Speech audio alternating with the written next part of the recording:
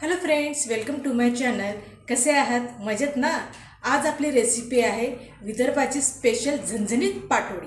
त्याकरता लागणारं साहित्य आहे 1 वाटी बेसन, बारीक चिरलेला कांदा, टोमॅटो, कोथिंबीर, तीळ, बारीक चिरलेला 7-8 पाकळ्या लसूण, 1 इंच खोबरं, अद्रक लसणाची पेस्ट आणि कांदा, लाल मिरची, खसखस, खोबरं, शेंगदाणे याचे तयार केलेलं मसाल्याचं वाटण.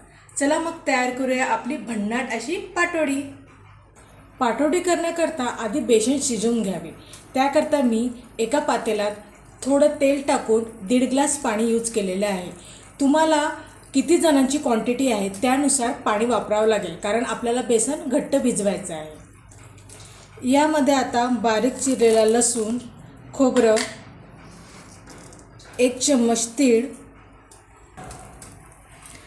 अर्धा चम्मच हळद,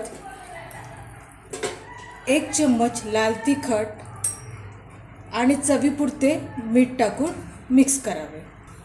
आता यामध्ये बेसन ॲड करून त्याच्या गुठळ्या न होता त्याला छान असं घट्टसर भिजवून घ्यावे.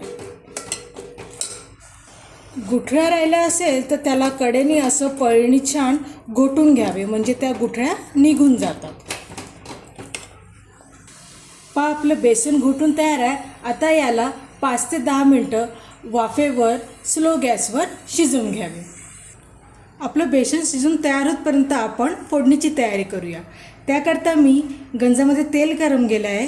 त्यामध्ये जिरं, कांदा, थोडं हिंग, अद्रक लसणाची पेस्ट आणि मसाला वाटण टाकून परतून घेऊया.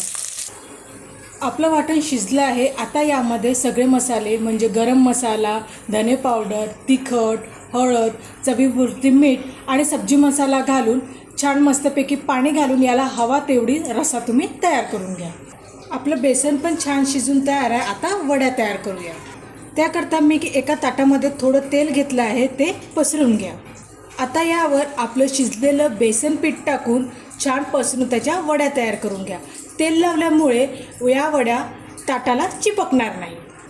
पीठ पसरवण्यासाठी तुम्ही हाताला थोडंसं पाणी लावून पण असं पसरवू शकता, किंवा तुम्ही हाताला प्लास्टिक लावून पण त्याला छान पसरून घेऊ शकता.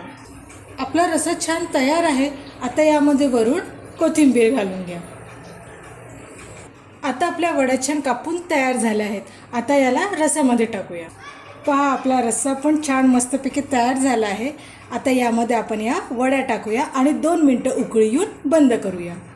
तयार आहे आपली झणझणीत अशी पाटोडी तयार. आवडल्यास व्हिडिओ नक्की करून पहा. व्हिडिओ आवडल्यास लाईक करा, शेअर करा, सबस्क्राईब करा. भेटूया पुढच्या रेसिपीसाठी. Bye bye.